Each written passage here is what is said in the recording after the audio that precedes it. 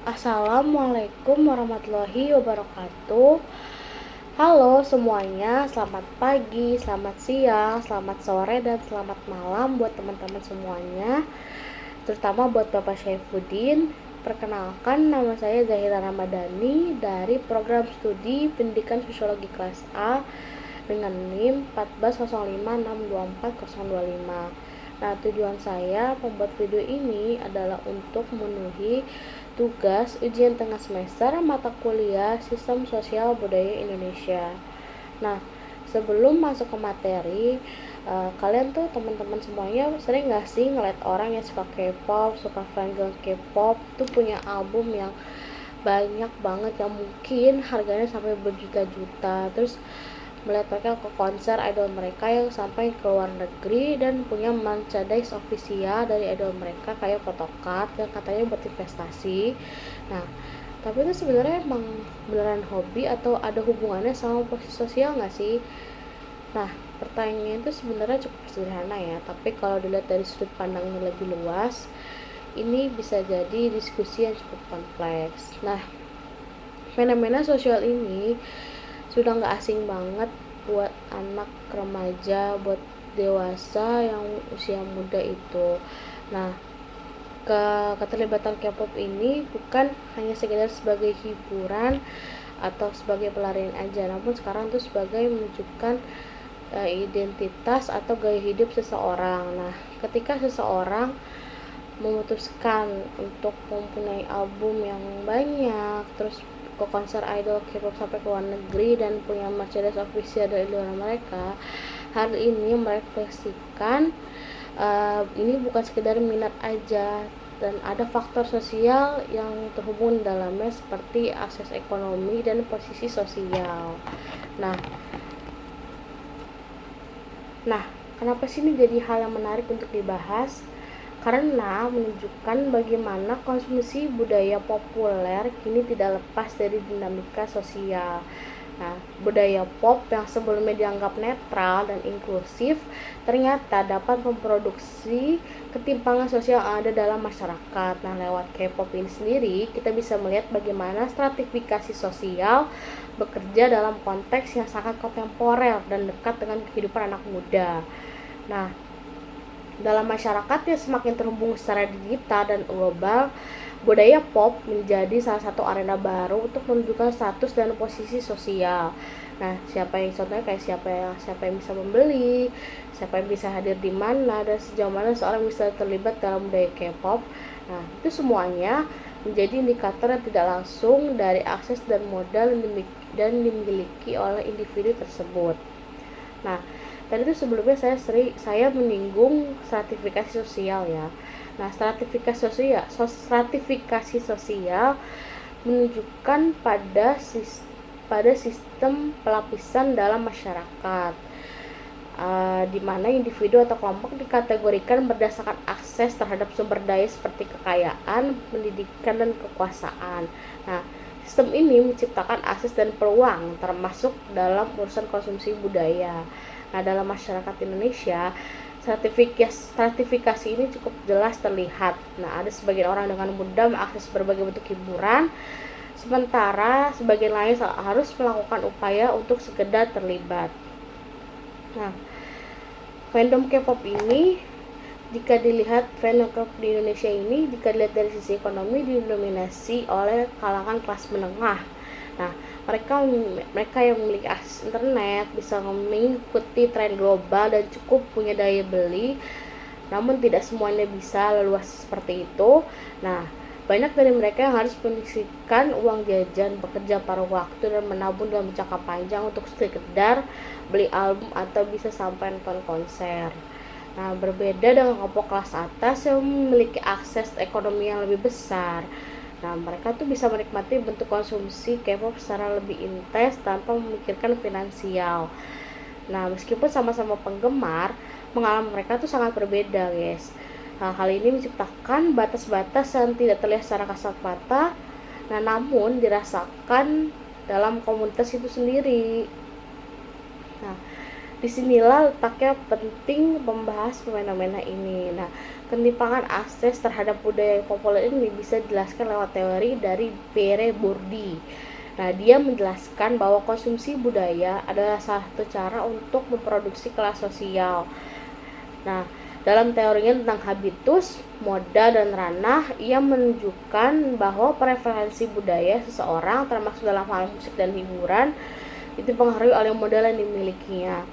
Nah, modal itu seperti modal ekonomi, yaitu kemampuan finansial, modal kultural seperti selera, pengetahuan, dan pengalaman, dan juga ada modal simbolik, yaitu pengakuan sosial dalam kelompok.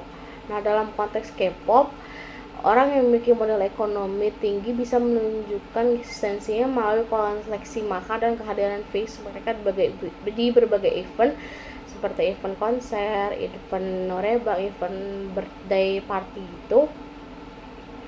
Nah, itu tuh membentuk suatu hierarki simbolik dalam fandom. Nah, mereka memiliki banyak akses yang dianggap lebih berdedikasi, padahal yang hanya bisa menonton dari rumah pun sering menunjukkan effort yang gak kalah besar, guys. Maksud itu kayak orang yang sering beli album, beli konser tuh dilihat tuh lebih berdedikasi, padahal kan sebenarnya tuh yang cuman kayak nonton di rumah atau sebatas streaming voting itu sebenarnya tuh punya effort yang nggak kalah besar, guys.